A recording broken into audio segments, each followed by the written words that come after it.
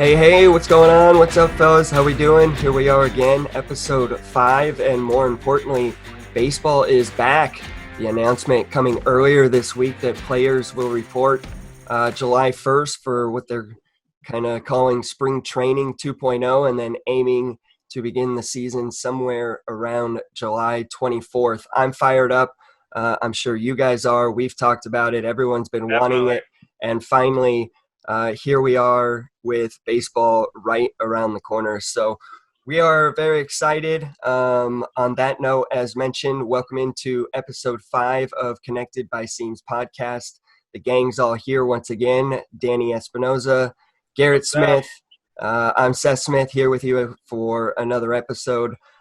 This one, we were fortunate enough to catch up with the CMO and co-CEO of Fresh and Lean, the nation's largest organic meal delivery service, Thomas Asseo. Guys, we mentioned this right after the interview to one another, but a very insightful, awesome conversation, and one that I feel like probably could have continued to go on had we let it. You know what I mean? So I agree.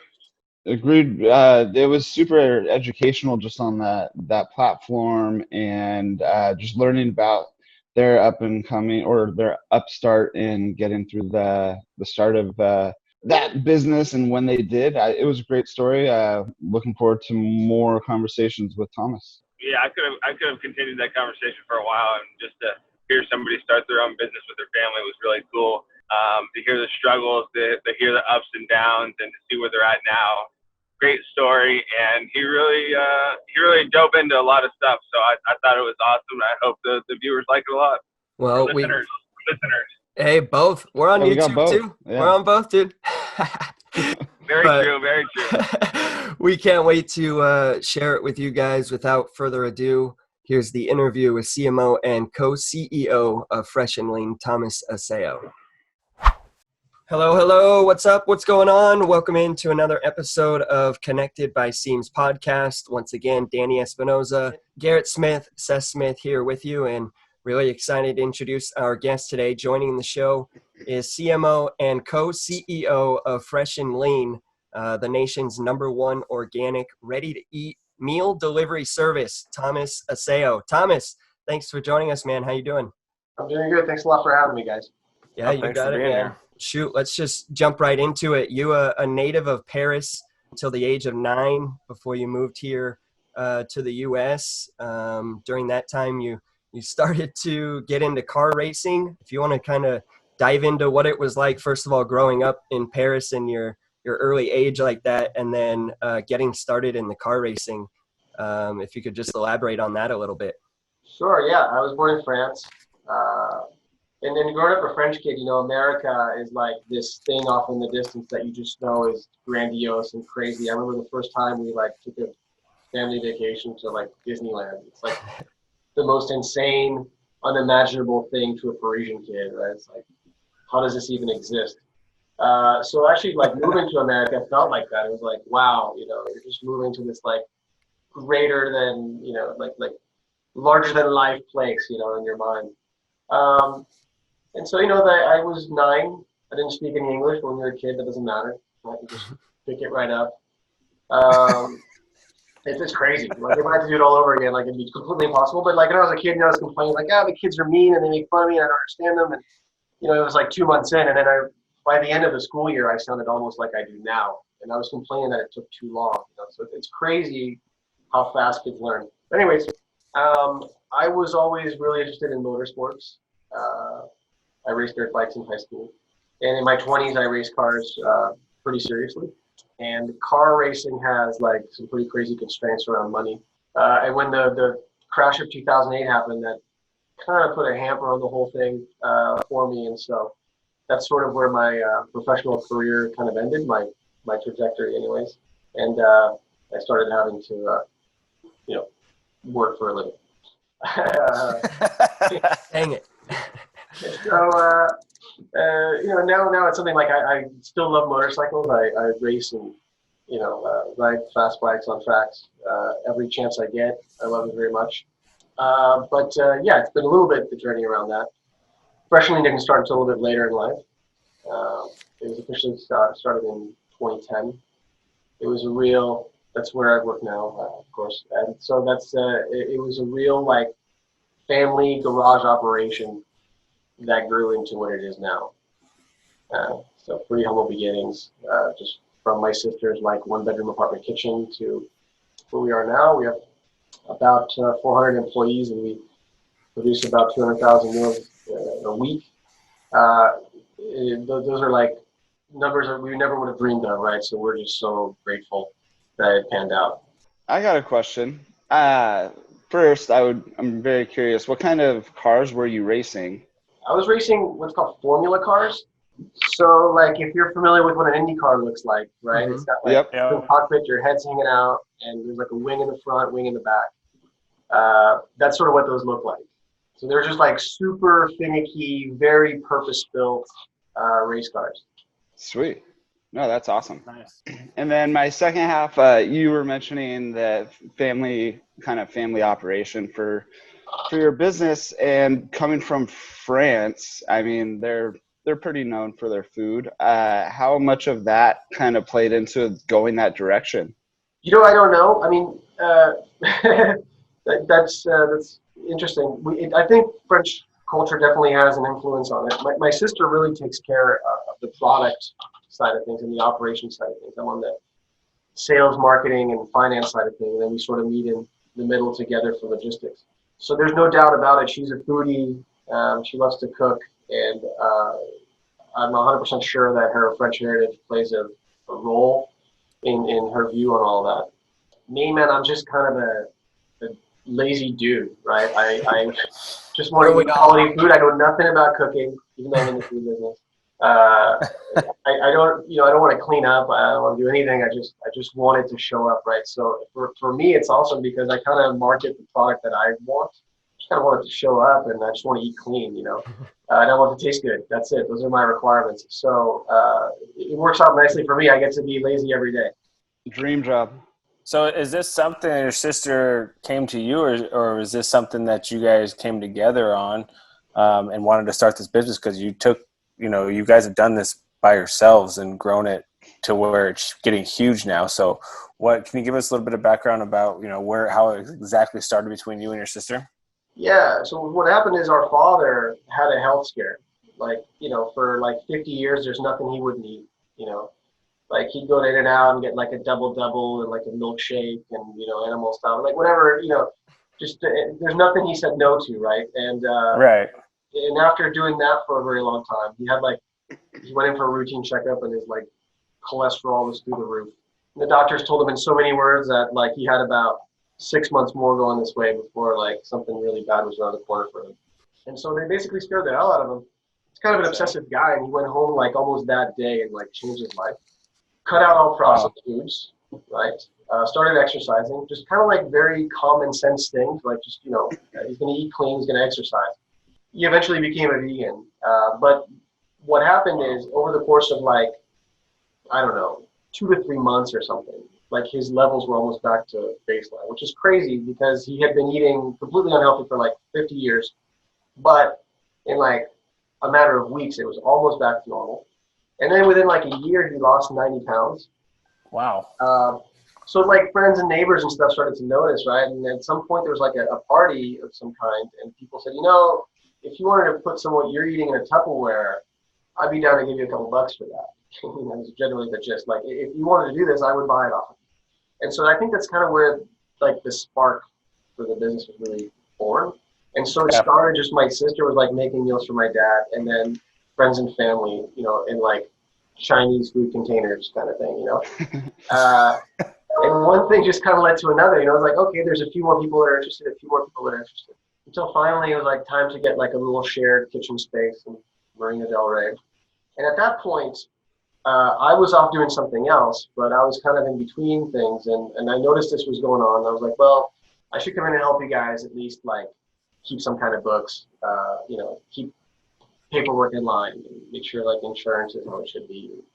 That turned into, let's look at how the website looks, which turned into, everything else that sort of happened after that. So it's like little by little, this little like endeavor that started almost like organically turned into like all of our lives. And we put like absolutely everything into it. That's amazing. So the first like 5 years were a fucking nightmare. Like we could pay for nothing. Banks wouldn't touch us with a 10-foot pole.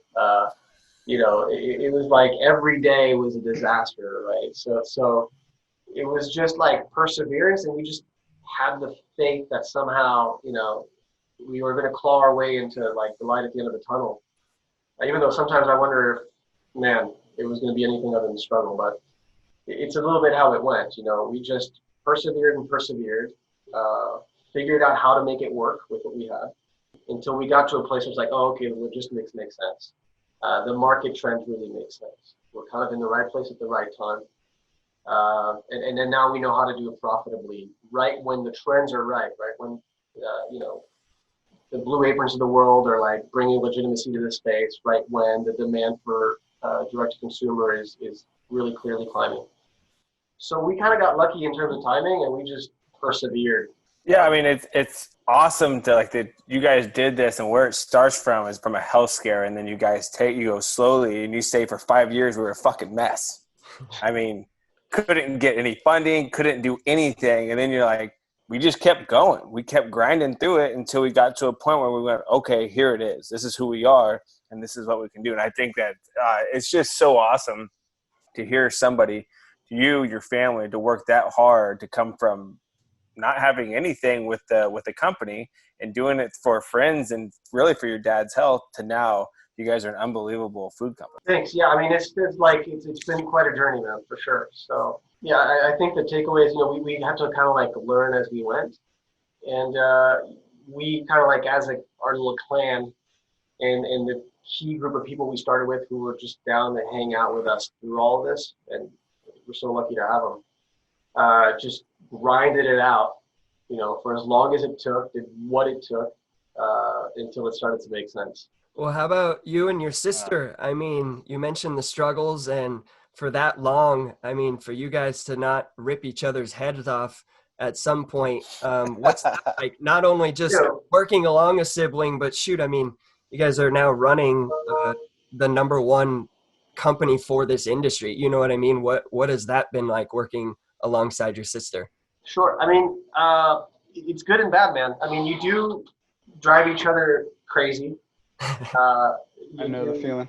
Probably fight, if you're anything like that, because there's pros and cons to it. I mean, how comfortable are you guys as brothers, right? Like, you're not going to hold back. You're probably going to tell each other exactly what you think. Yeah. And when you're surrounded by a lot of stress for like a long time, you're probably going to say some ugly things sooner or later. So yeah, that happens for sure. But I think we've learned to navigate that. But on the other hand, it's good because we're also not the least bit shy about holding each other accountable when we need to be, which is good.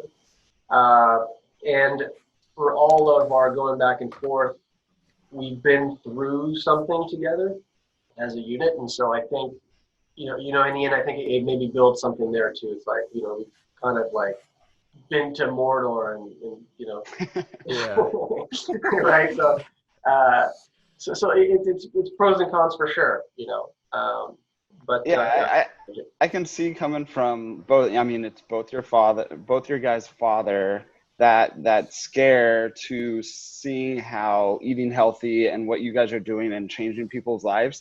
Even though you guys might have your tiffs every now and then, but you guys both know that common goal at the end and what you guys are in it for. And I think that's got to be one of your biggest motivations to go and get stronger. For sure. And I mean, I think it's like anything, like if you, we get to look back and look at how things were, and it's like, it's hard to be anything but grateful if you just take a step back and look at how far we've made it. And, we think there's obviously a lot longer way to go. This trend of convenience, like that's not going anywhere, and people aren't going to stop eating anytime soon. And people are really starting to care about what they put in their bodies, and I don't think that's going away either. So there's a wide open road in front of us, and we're just super lucky, I think, that we got here when we did. The timing is just right. Like, I think if we'd started any later, we might have missed the boat, or too early, we might have burnt out. So we get to kind of look at it. We're like, wow, we're super lucky to be where we are now, and look how far we've come, right? And so that's a pretty powerful thing. Yeah, I mean, timing is a lot, like you said. I mean, there's plenty of guys that I can compare it to baseball. It's like, guess if you were the first rounder drafted as a shortstop for the New York Yankees, guess where you weren't going to play for 20 years? Shortstop for the New York Yankees, because Derek Jeter had that unlocked. So you could have been the best prospect ever, but because Derek Jeter was in front of you, guess you weren't going to see shortstop. And so you to talk about timing, I mean, that's part of a business, that's part of a career. You could be great, you could be doing everything right, but like you said, you have to have the right timing. You have to hit the market at the right time in order for it to be successful. There's some luck with everything. No doubt about it. And like in COVID, we are so effing lucky now. I mean, like to be, first of all, I think most of us hadn't heard the phrase like essential business before, COVID, and so yeah, that happens to be us. And then we have essential workers like fitting for the times, right? Like, we're going to socialize this much better. It makes sense to have things come to you. So we're just like super lucky. So luck, definitely plays a part. Timing plays a part, although nobody predicted this, of course. And I think that's true in no matter what you do. Funny what you say about baseball, though. Like, and you have to forgive me because I really don't know much about baseball. But like, when I first started hearing about it, I naively thought it was like, oh, you got drafted, that means you've arrived. Like, cool, you're a pro now. And in fact, that is not true. You still have like a totally grueling road of uncertainty like in front of you, I guess, right? There's a couple more steps. Yeah. Like, so let's see how the next 5 years play out or something, right? I mean, yeah, I mean, for baseball, it's so different. You could be it's not like football or basketball where you're the number one pick, you're a first rounder, you're a high round pick, you sign for a lot of money and you go straight to the league. Like, you sign that, I mean, the best and worst, but you're the number one pick and you're at a high school, you're 18 years old, and they send you to rookie ball. I mean, you want to talk about high school is probably more fun than rookie ball, but you got to go through rookie ball, low A, high A, double A, triple A. And if you do it in a timely fashion, you're to the big leagues by 22 or 23, which is quick. But that's 4 or 5 years in the minor leagues, just grinding, making anywhere from I think rookie ball pays like $1,000 a month to AAA pays like $2,200 a month if you're still under the system rule. And these guys are grinding it out, trying to live their dream, can't pay for rent, can't pay for decent food at all. And all for what? Just to try to make it to the big leagues, which yeah, I think we lost Danny there. His picture on my screen, though, is hilarious. son of a bitch. You're on a good one too. Yeah. No, I can cut keep it back going. in. No, keep going. Just okay. So it's like, going. you get to where, you're making $2,200 at the highest level in the minor leagues, and you can't sit down and eat. You're eating 3 meals at the field that are supplied to you that are crap. So yeah, you're way from the top, and then once you get to the big leagues, everything is given to you as far as like, you get your own room, you stay in 5-star hotels, you have every meal, everything's accessible. But on the way up, boy, you better be ready to grind for a few years. I mean, you're going to get drugged in the dirt. You're going to be in middle of Alabama. You haven't seen, a good restaurant in 3 weeks. Seth can tell you, he was in Double-A last year covering the Washington Nationals, Double-A team. Man, those bus races, after 12 hours, you got to get to the field at 1 o'clock. That gets old. Yeah, it sounds a lot better when you tell yourself before the season. That's for sure. Yeah, I mean, it's comparable. It's all part of it, though. I mean, yeah, like you said, the baseball is different than the basketball, football in that sense. I mean, I think as baseball players, that since you've been a little kid, if you've thought about playing pro ball, bus rides have always been that common kind of joke, like, oh my gosh, enjoy the bus ride. You know what I mean? So you kind of know what you're signing up for, but does not make it any easier. I think the minor leagues is very comparable to what you were saying, Thomas. Is the fact from you guys started from nothing. Yeah. Didn't know what was going to happen. Grinding hard. Was there opportunity? Was there a little luck played involved? But you just had to grind until it goes, oh boy, there it is. There's my opportunity. You guys hit your opportunity, and now you're taking off. And that's really how baseball is. Yeah, I imagine the pressure of that must be like, let's get to you, right? So for a long time, you got the pressure of like, am I going to make it? Am I going to make it?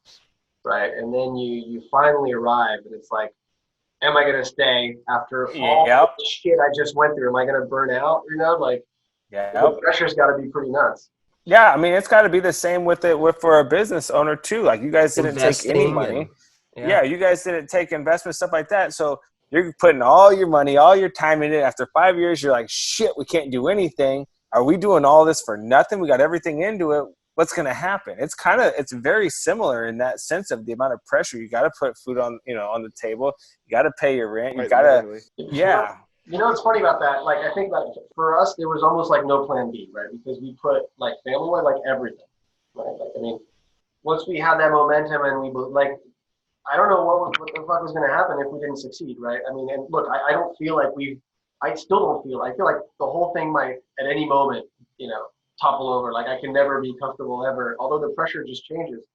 But it was kind of like that thing where it's like all things went into it. We just did whatever the hell we had to do to figure it out. Did you have like a fallback plan, or was it just like, yeah, I better, fucking do this or else, that's it? I looked at stuff when I was a kid, and I started, I was going to high school and made the Olympic team, and I started realizing I had an opportunity, and I kind of put everything into it, to be honest. Yeah, I went to college for 3 years. I went to college to play baseball. You were a dirtbag, baby. Yeah, I went to college to play baseball, you know what I mean? And so for me, it was just I put everything into it. Was there a plan B? Yeah, I mean, I would have had to go back and go to college and finish that. Podcasting, dude. Yeah. There we go. But or a beard sportsman. I didn't. No, I didn't. I wasn't like, oh yeah, I could go into sales, I could go into housing, I go to to anything really. I put everything I had, from missing high school dances and hanging out with friends, in order to be at tournaments and doing other stuff, because that's what I wanted. Well, like, Thomas, your summers were fun stories. Yeah, Yeah. my brother and I, we'd show up, just casual Tuesday night, get some hacks in at the batting cage. Danny will be drenched in sweat. He had already been there for 3 hours getting swings in, can barely open his paws. But no, that was kind of the commitment, like he's saying, and you just got to do it from the young age. And some people have that drive, and clearly you guys and your family, it's instilled in you. And that's just the stories we love to talk about and share, man. It's so many people can connect to it, which is so cool for you to kind of share it as you are. I think in a sense, like what we're all talking about is not that uncommon. It's just that, you want to focus like being like everybody else. You just want to focus on like sort of like what it might look like when you've arrived. But I think it's true for most people. And again, like, we've gotten to this point, we can't be comfortable. Like there's 100 ways in which we can miss the boat, right? So as quick as you I got think it, that never disappears. I mean, the pressure just changes. I think it just changes from like, can I not drown, to can I meet the expectations, or make sure we're prepared for what might be around the corner as best possible. But that it just never goes away, Right. But yeah, I think there's like that's what most people have to go through to get anywhere. And once in a while you hear about a group or a guy who's just kind of like, like Zuckerberg's, he's way to the top, and like by the time he's 20, okay, that's cool. But that's a minority of the time. I think even like the amazing success stories still have to grind it out, and Yeah, I agree. I mean, but I look at some of these people that do, and they have businesses or startups, whatever athletes. They put everything into it. This isn't a half-ass job. This isn't I'm just I'm going to do this when I have time. You have to put time and effort into it, and that's what I hope people hear is that people like you and your sister, your family, that you guys put everything into this. This wasn't given to you. This wasn't handed to you on a silver platter. You started and you said, we were dragging balls because we couldn't, we didn't know if we were going to survive, but that's the commitment you have to have. But the only thing is that people only see the success at the end. They don't see this 5 or 6 years of grinding. For sure. You get into it thinking about when you're going to have, 50,000 clients and what that might, but you don't go, yeah, but before you get that, it's likely to suck for a while, for a good long while. And, but there's merit to it because, along the way, we learned a lot of things. And had we raised a buttload of money, honestly, I don't know that we would have been prepared for it, but had we, I think that our approach would have been totally different. And today I can see how in some ways it would totally be at our detriment. We could see other people who've raised a bunch of money and they're like, well, they got to go buy customers, basically. They got to go grow real fast, and so they make decisions that they figured we'll make money later, and so if there's a blessing to it is that we have to figure out how to make it work first. So, and I think there's a lot of stories like that. I remember hearing something about Larry Ellison, that the guy who started Oracle, at some point his electricity was cut off, and I think he was also going through the grind. So I think a lot of people go through it. As much as it's crappy tasting medicine, good things come out of it. It's the best you can have, I think. Yeah. When you first, because you were just kind of alluding to, setting goals and things like that. When you first realized, okay, this is a business that we could go after. What was that? What did your whiteboard look like? What were those top 3 goals? All right, we need to check this box, this box, this box. How many clients? Okay, once we hit 1,000 clients, did you have that? We thought, I think we were putting together projections, but what the reality of it turned out to be was very different. We had to figure out a model that would actually sustain it, and that really only came once we realized that we weren't going to be able to overcome these shipping bills the way they were. Mm-hmm. That we were going to have to change something fundamental about our model, and then it could maybe work. But I feel like we kind of caught a first break in 2015, where we saw some growth all of a sudden. We had to be a little bit resourceful. We saw some growth, and there was a moment. It was oh shit, maybe it is possible. I mean, we believe it's possible, but now we're actually seeing something come out of it.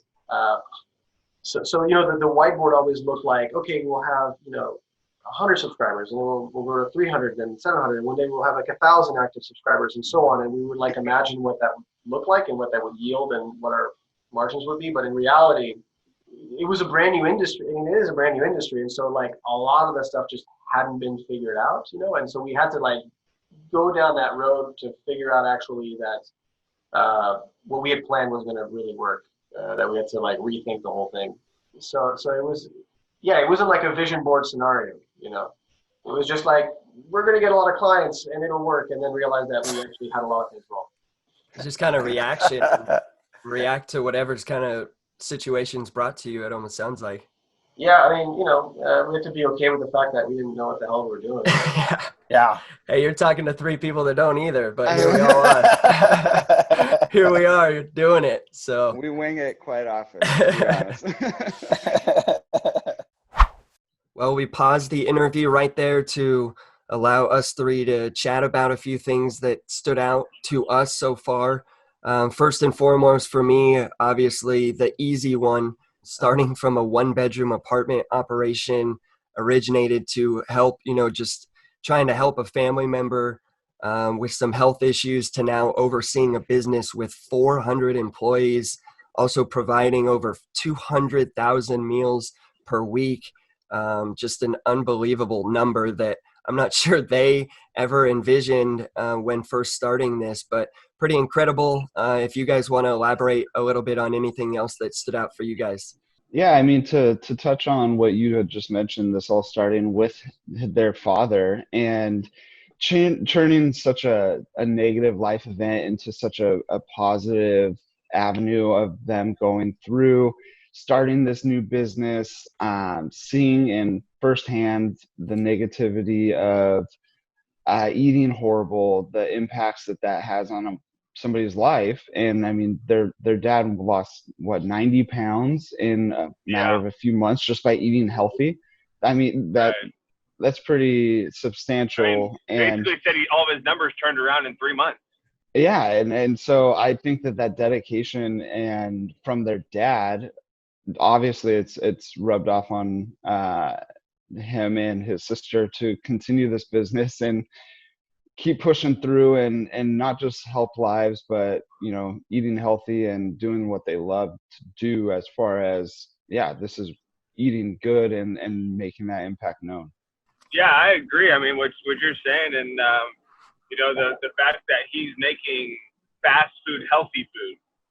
Like you said, fast food doesn't have to be unhealthy. Fast food can be healthy food. So the fact that he's giving people now an option to be healthy, starting with his father, is unbelievable.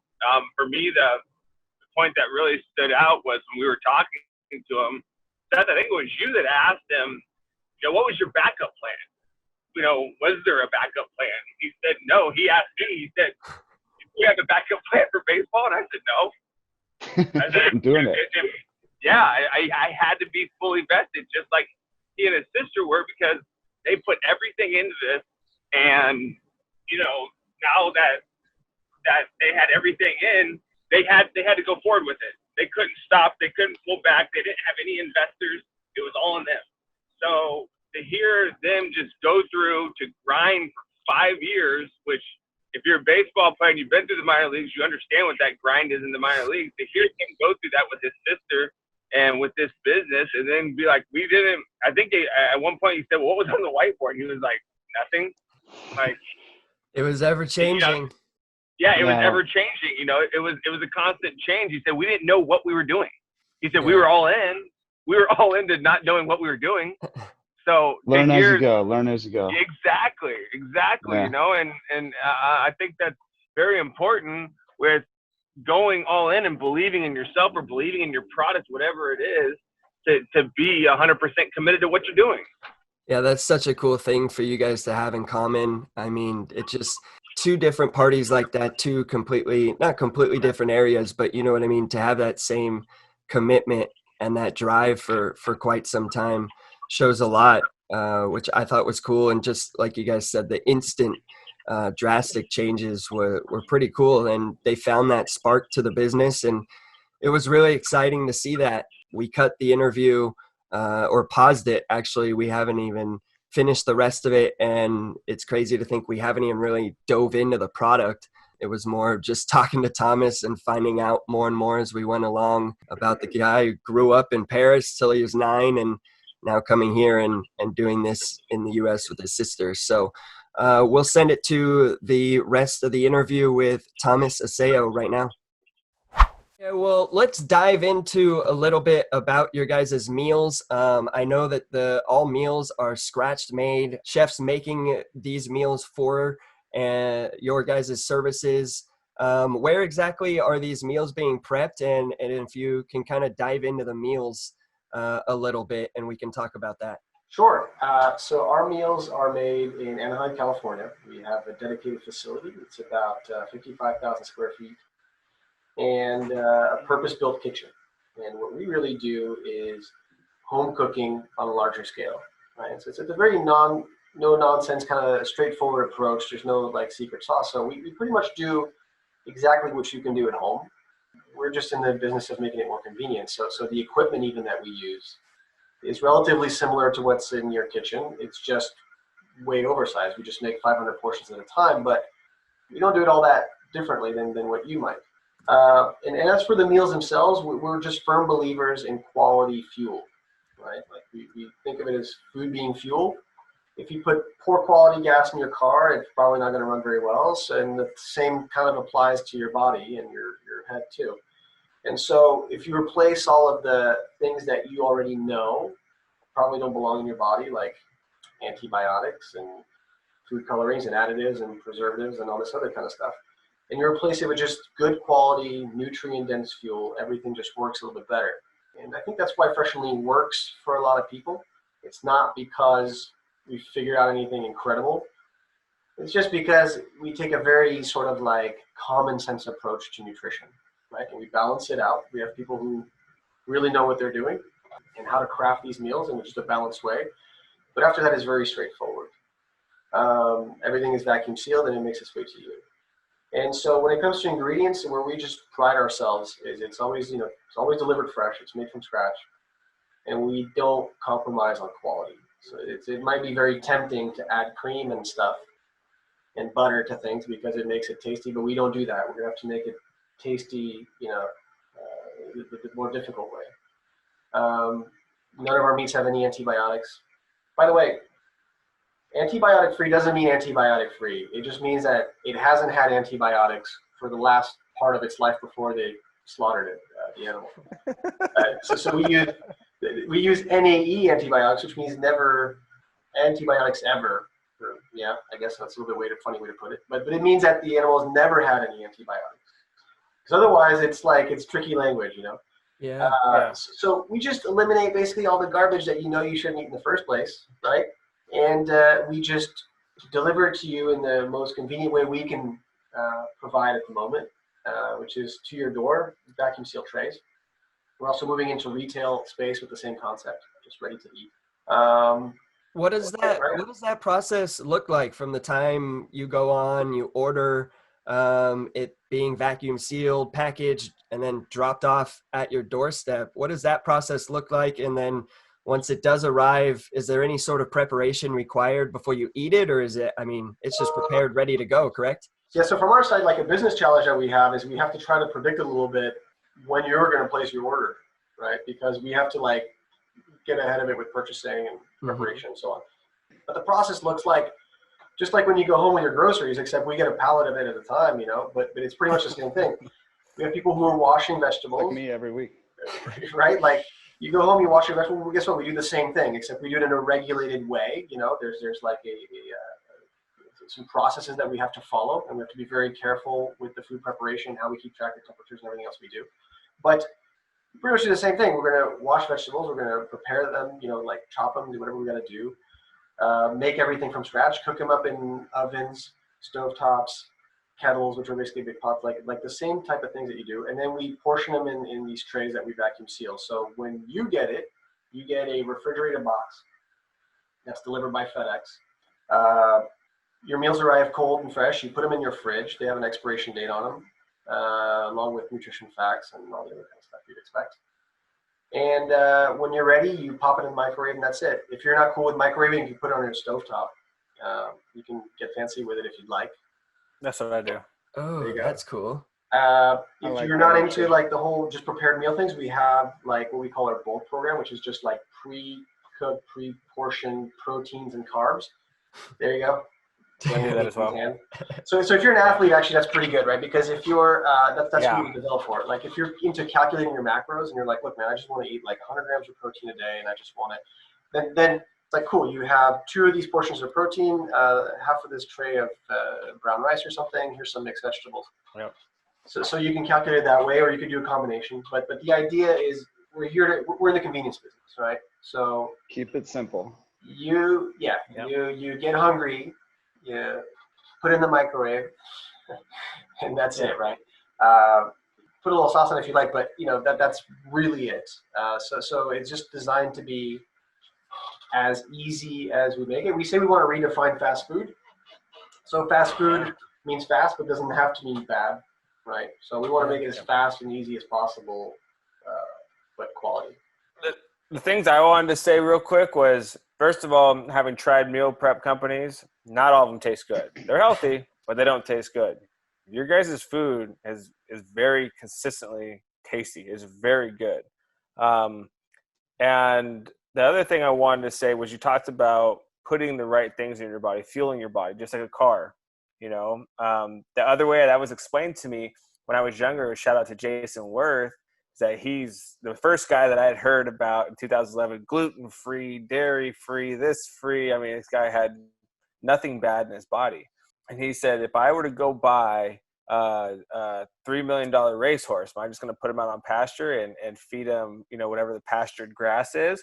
or am I going to feed him the right way, get him the right oats, get him the right, high protein alfalfa, make sure you supplement and take care of him. He said, you're a big athlete. You need to take care of yourself the proper way in order to fuel your body the right way. So when you talked about that, like, I can relate to that because that was told to me at a young age when I made it to the big leagues. And the last thing I have is that the bulk orders and the small orders, I love the small orders. It's just something quick. But just for anyone to listen, the bulk orders are great too, because all your vegetables, your brown rice, your quinoa, everything is done. So if you have a family, I can take those vegetables, either heat them up and have them steamed real quick, or I can put them on the grill real quick and I can fry them up and crisp them just a tick, just to brown them or whatever. And I have, without having to chop, without having to make the brown rice, without having to do anything, it's prepped in less than 5 minutes on the grill. And if I wanted to just throw it in the microwave, it's 3 minutes and I got brown rice, I got meat, I got vegetable, I have everything I want for my family within 5 minutes. And it's healthy and it's nutritious for them. I wish we would have saved this part towards the end. We still got some questions to be answered, and now I'm all hungry thinking about this. And the convenience of it. I mean, it's so easy. But you kind of heard something there, when you're making the comparison to like a multi-million-dollar racehorse, and what are you going to do in its body? So you want to be fed well. But what kind of surprised us is like when fresh and lean customers would say things like, I had these chronic headaches and they disappeared. Or other, like, my type 2 diabetes has gotten so much better. Health purposes other than, weight, etc. Yeah. But, and what's cool about that to me is that it's like, well, yeah, but it's all just like, we're not providing any type You're not doing anything special. We haven't figured out anything. It's just like, the body is very resilient, and if you'll just give it what it's supposed to have, whether you're like a top level athlete or somebody who suffers from chronic headaches or whatever, or just somebody who wants to like think a little bit sharper at work, whatever, it works for all of us, and that's what I think is the coolest thing, is like, it's a very like straightforward, common sense approach that makes a legitimate difference. And I don't have to pitch you on it. You're already smart enough to understand exactly why that's going to be true. And so that's what I really love about the pitch, is like, no, I don't have a pitch. You already know this is, Yeah, I agree. It's awesome. I mean, like you said, you don't have to have a pitch. Your product sells itself. I mean, you're supposed to eat healthy. Yeah, right. Right. You guys make it that much easier. You guys make it to where people can do it. Either a lot of people don't like to cook, or they don't have the time to cook, they don't want to cook.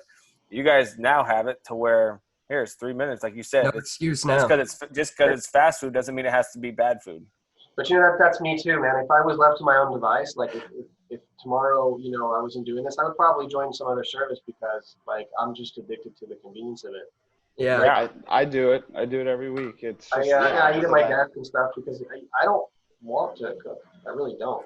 I'm in the food business, so I'm like supposed to be like some type, but I don't. Like I don't know the first thing. In fact, I'm a disaster.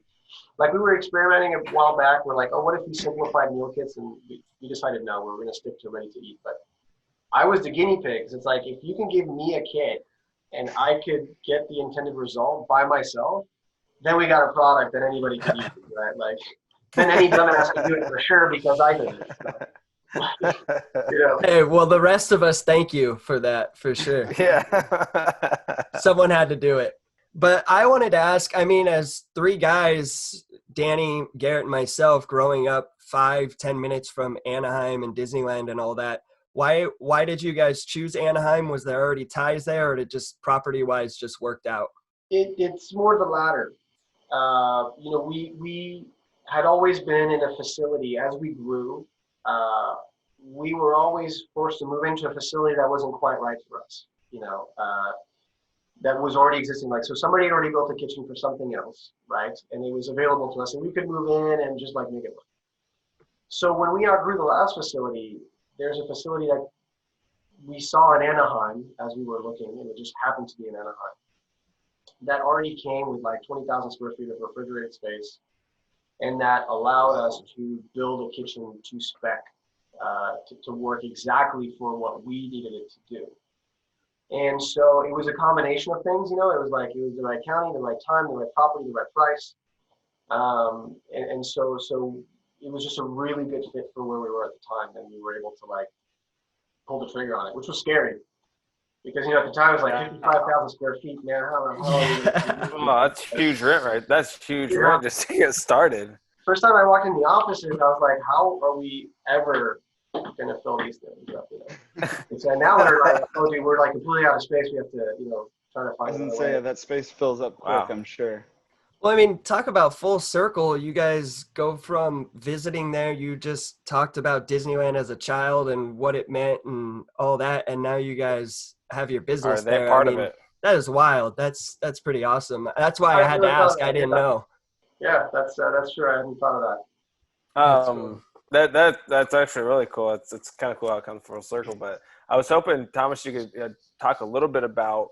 I saw it when I was at Medterra about your guys' refrigerators, which to me is like the coolest thing in the world. If I had a normal job and I was working in an office building and I had to either go get lunch and eat something terrible or bring lunch from home every day that I had to prepare, you guys have your meals in a vending machine style refrigerator. I mean, it's awesome, and it's very affordable for everybody every day, cheaper than what you're going to go out and buy anything on the street for. For sure, yeah. So the idea with that, the smart fridges we call them, are it's like 21st century vending. So it's like you described, right? It's a fridge. There's like a thing that looks like a tablet in front where you can see the menu items and information about whatever's inside. You swipe a credit card to unlock. Whatever you take out and close the door with is what you get charged for. So you can shuffle the meals around, take stuff out, put it back in. When you close the door is sort of when you're billed. And the idea with that is that we thought, man, that would be like a really good like health benefit for employees in offices. So we would put it in, like Medterra's cafeteria was a test. And we basically say, listen, if you're down to like subsidized meal costs for just a couple bucks, like $1 or $2 a meal, you're going to give your employees a choice. Like, do I want to go to Subway and spend 10, 12 bucks or, whatever the equivalent is? Sorry, Subway. Or do I want to have maybe like steak or salmon right here? And, that was a test. And the bet was that people would choose the latter, and they did. So when that worked out pretty well, we decided, well, that's what we want to invest in next. We want to make this like a wellness package for companies, and then just launch the program that way and take it from there. So we think it's a pretty cool initiative, and we can see, like, we can imagine how it might grow to like well beyond offices, but like offices seem like a pretty good place to start. Yeah, I mean, Vending instead machines of for Snicker cars bars are- instead of Snicker bars and Skittles, we got full lunch meals. I mean, and they're great. They're the meals that I get delivered to my house.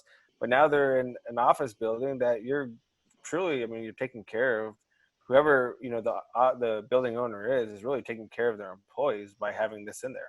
Yeah, and actually, one thing I didn't say, when they subsidize a couple bucks a meal, that means that like now the employee pays like $5, right? So you can spend $10 outside or $5 on steak and salmon. And it's right there. So then it becomes hopefully like a no-brainer choice. Like I can spend half the cost of like some convenience chain for something that hopefully you'll see is much better, which is like organic vegetables and high quality proteins and stuff. So we're like, okay, yeah, it's $5 a meal. That should be like a no-brainer for people. And so that's really like part of it too, is like, we want to make healthy food accessible. So accessible means affordable, and accessible means that you can get it easily, right? You don't have to like go very far to have it. So if it comes to you, obviously that's pretty accessible.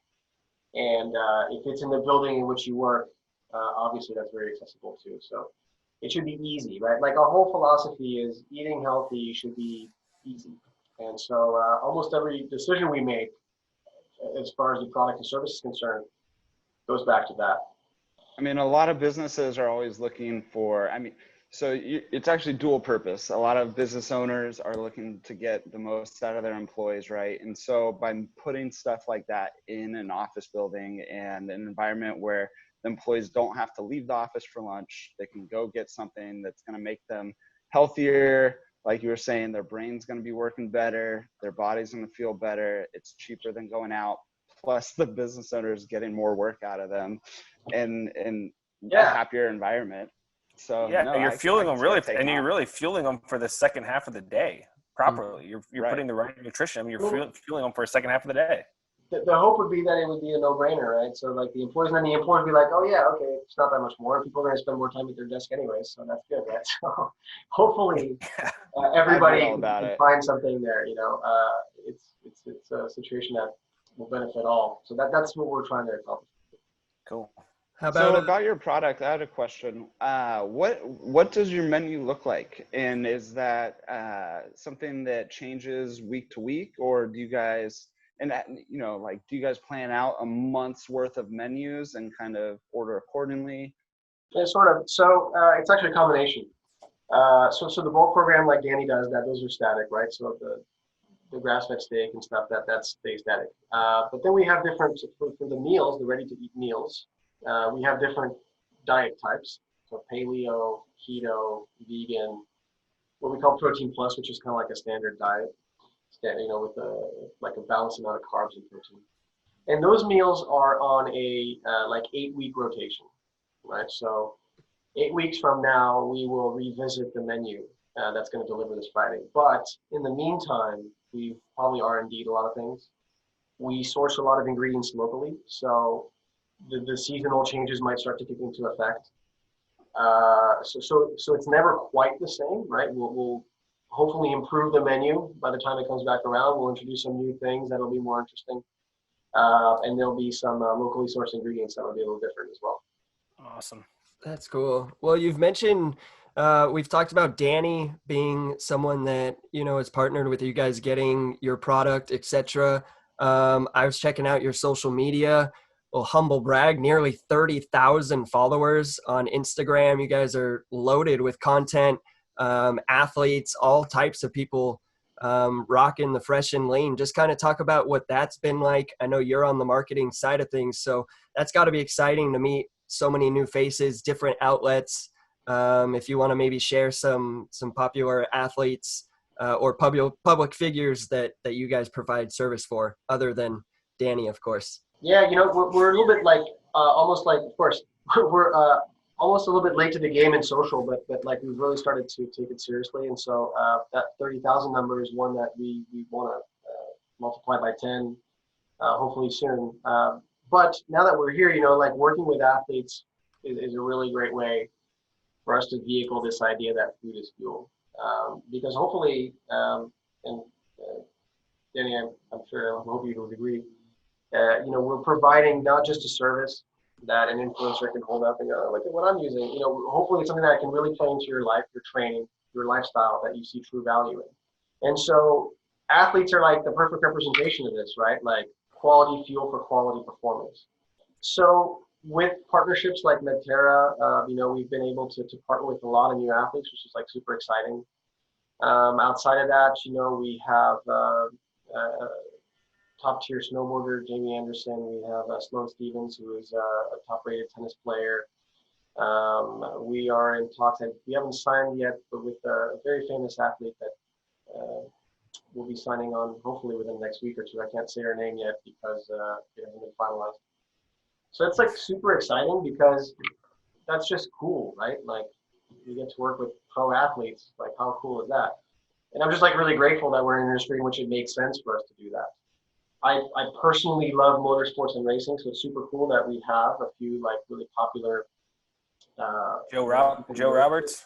Yeah, Josh Herring is super popular, and then American Superbike, just a great dude, So it's super cool for me personally to see fresh and lean gear and like logos on his helmet. So that's been really just like a fun, exciting part of it, and just very practical and like communicating to our audience, which tends to follow these kinds of people. Yeah. Food is fuel. Yeah, and I mean another one for the baseball fans. They work with Anthony Rendon, so anyone that's local, Anaheim Angels, big contract. They just brought him in. Ever heard of him? Anybody heard of him? I don't know. Won a World Series. I mean, Hall of Fame type of career, but I mean, he works with Fresh Lean as well, and I know that he's been a big fan. He's told me that. I was just at his house recently, and he was saying, I just saw this box being delivered, so I know he's Just been a big fan. names. But it's a big deal for athletes to have good food. For It's sure. so huge. hard. For sure. It's so hard, and for them to do what they do to provide the type of food for all these athletes, it makes a huge difference in your career. That's super cool, right? Like what you just said. Right? Like so we have like a heavy hitter, and he's actually using our service. Like for us, it seems pretty crazy, right? Like, and we're actually about to announce we've partnered with the Anaheim Ducks. We're going to be an official meal sponsor, I believe, or official ready-to-eat meal partner, I believe. And that'll be pretty cool. It's a multi-year deal. You know, they're actually going to give us time to do some like shenanigans on the ice once a year and cool stuff like that. So it's just super exciting for the brand, you know, to be at a point where we actually get to engage in professional sports this way with professional baseball players, professional hockey team, professional. But you could be a hero to some of these people, honest. Some of these athletes providing such service like that. I mean, that's game-changing stuff. Well, yeah, hopefully it's like, again, you know, we want to really partner with people who like truly see the value. And I think what we're lucky is like, you know, if we had like, I don't know, some random product, and I don't want to like crap on the industry, but you know, the relationship. Crap all you want. Yeah, I mean, I don't know.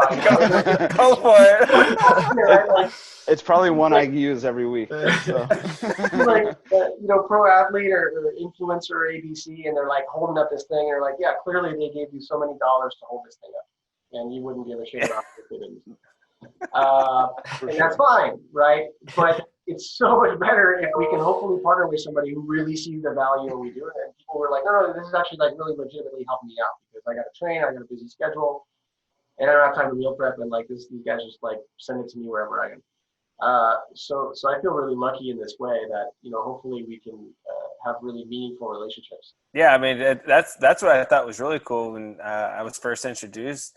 My trainer, Joe, told me about it, and Joe was saying, he's like, anywhere you're at during the season, he's like, they'll have it there for you wherever you travel. They'll ship to any state. So as an athlete, not only, you know, you're worried about, you have it at home, but when you travel, we're like, I'm going to miss it for 10 days. No. It'll be on the road. Like, they take care of everything. So, I mean, it's a full service, which I love it. It's been awesome for me. Thanks, man. I'm really glad to hear that. You know, like that means everything when we hear like a pro athlete tell us that it's a part of their lives.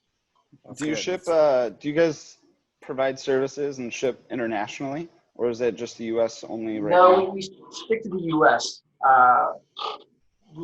There is demand in Canada, for example, but if you're going to do that, you have to make special arrangements, or better yet, be stationed over there, because as soon as you introduce customs into the mix, things get uncertain. And we ship fresh, right? We ship perishable. Right. So, you know, we can't just trickle in like 10, 15 orders and see how we grow the market, because, you know, there's a fair chance that it'll get pulled over. And even if it gets held for like a day, it's game over for us. It's got to get there fast. So we stick to the U.S., but there's 300 plus million Americans, and they all have to figure we're okay. Well, I was thinking for our boy here, when he goes off to Mexico to play, how's he going to keep up with it? I'll drive him. I'm right here. I'll drive him. I'll be living on. A bit of a crapshoot, you know. So if it's like a special arrangement, like for Danny, you know, it's like, well, we'll try it, you know. And if he gets it like on time, awesome. If not, then you know that sucks. But no, we can't even. I don't even know if I can ship to Mexico and get it within a month. So I think. No, man. I'll be living on carne asada and tequila. You guys will be not terrible either. I hear the health benefits for that are up the roof. Yeah, I know. It's all wrong. We just need to ship like a bottle of Jose Cuervo. Yeah. That's awesome. Well, shoot, do you is there anything new upcoming for the company you want to share as far as menu item? I don't know, anything like that, or yeah, you know what? We are about to launch this like jerky that's like a refrigerated jerky, and it's super, super tasty. I know it's gonna sound like I'm tooting my horn. I gotta say, like, our product is the best, but like really, it's like the tastiest jerky I ever had. So it's a refrigerated jerky. We're really excited about it. It tastes, I think, excellent. We have the same version with salmon. And then the meals that are going into retail, we're expanding in retail space, so that's pretty exciting too, right? So people could just walk to.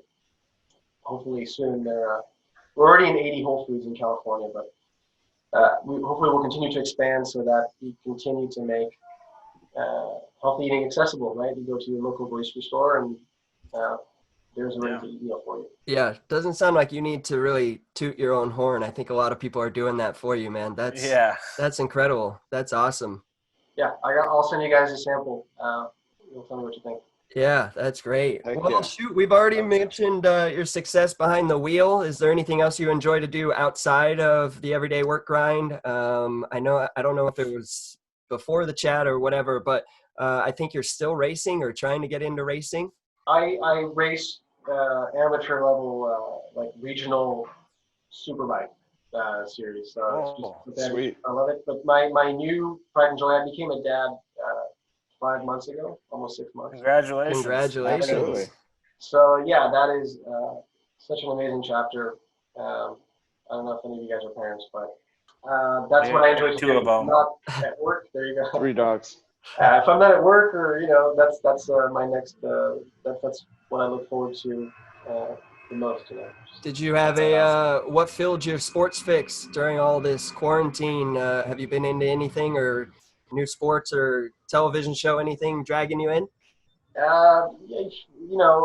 Instagram, watching old sports events and stuff. I think we're just like kind of watching like the greats, Yeah, the really rerun great stuff games has from been the pretty past cool. and stuff like that. Like just reminiscing. I guess it's the best thing we got. Yeah.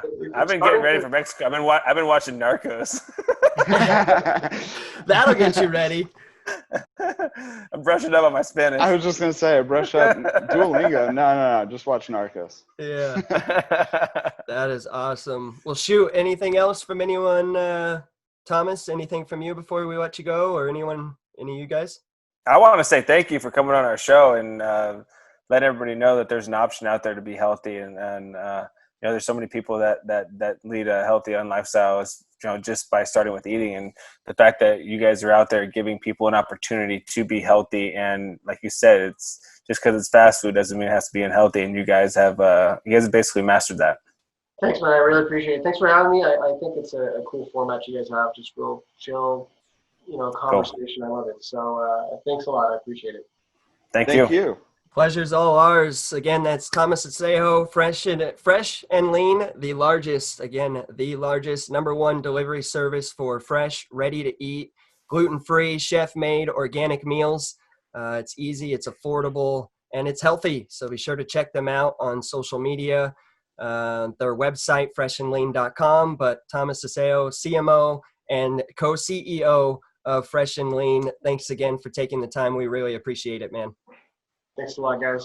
Be well. All right. Thanks, Thomas. Thank you. Well, there you have it. Just like Danny mentioned earlier, just because something, as in this case, Fresh and Lean, just because it's considered fast food doesn't mean it has to be unhealthy.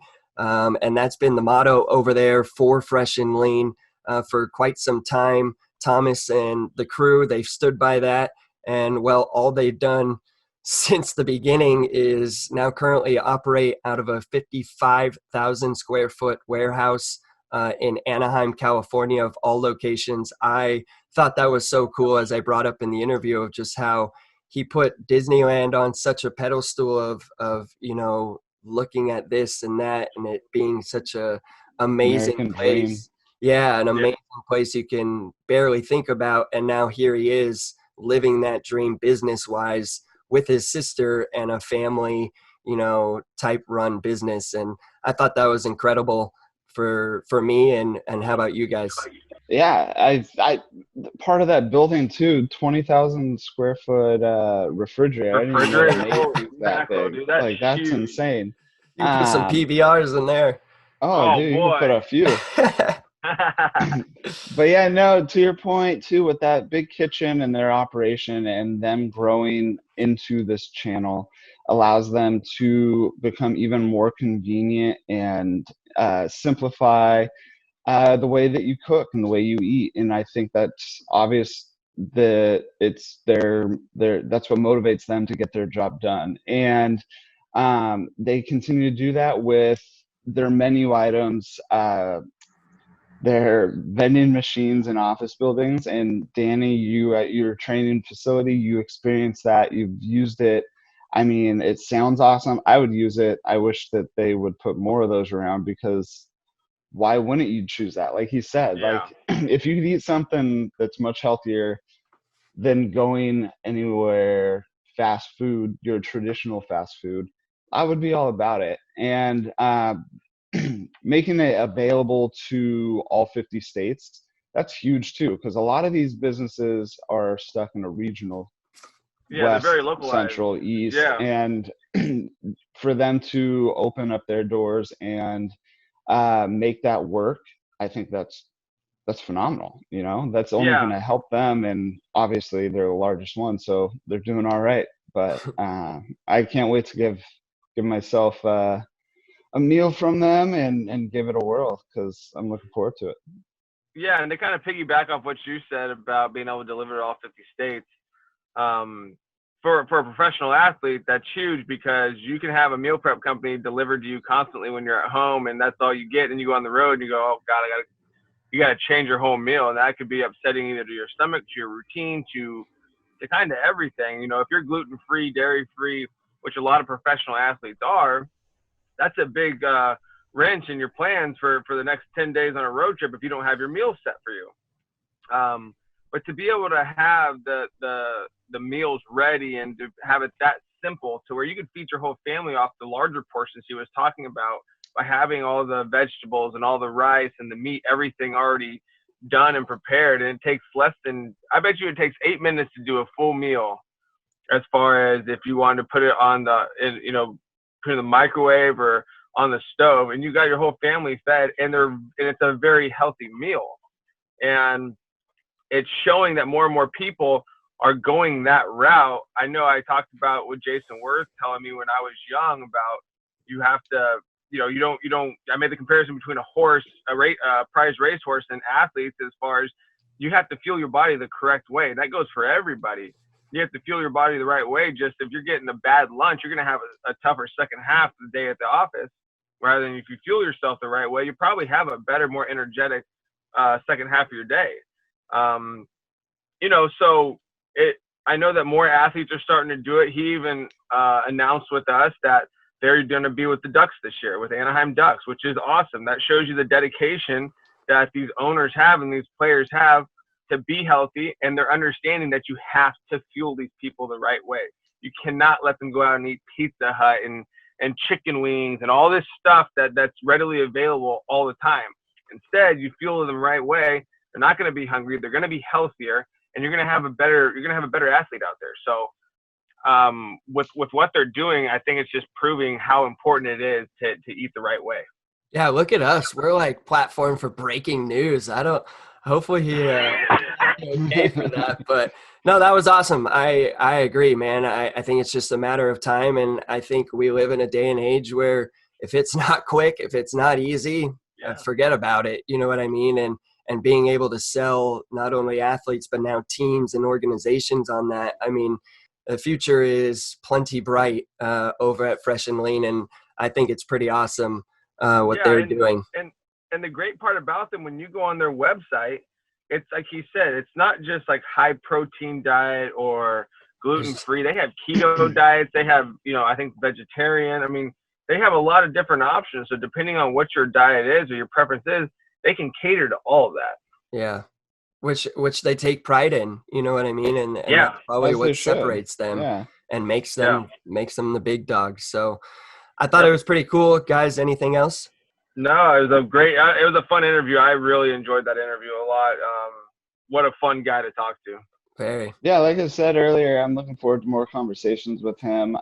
It seems like all three of us could have full-length conversations on the side about different topics, and he would be able to jump right in, whether it's racing, sports, or any other type of sports, and athletes, and obviously food. So looking forward to ordering up my first round of Fresh and Lean soon. So, and hopefully trying out their new refrigerated jerky. So that'll be pretty cool. Right. Yeah. I am looking forward to having that on the menu. Yes, sir. But shoot, that does it for episode 5. Thanks again to Thomas Asseo, Fresh and Lean, for his time and joining us. Thank you guys, the listeners, and viewers for tuning in to another episode. Be sure to visit freshandlean.com and place your order today. It's an awesome, healthy choice. So also just a special shout out to our listeners who have reached out to us, whether it's been a text, a follow, a message, or just a comment on a post, whatever it may have been. We appreciate it and look forward to starting maybe a couple of different ways to get the fans more involved and opportunities coming soon with the show. So be sure to add us and follow us on Twitter at CBS Pods, Instagram at CBS_podcast. Give us a listen, a rating on Apple Podcasts. Follow us on Spotify and SoundCloud. And again, the video side of the interview available on YouTube. Subscribe to our YouTube channel, Connected by Seams. But again, guys, that does it for episode 5. Thanks for listening. Wherever you may have, Danny Espinoza, Garrett Smith, Seth Smith, we out. Catch you on the flip side. See ya.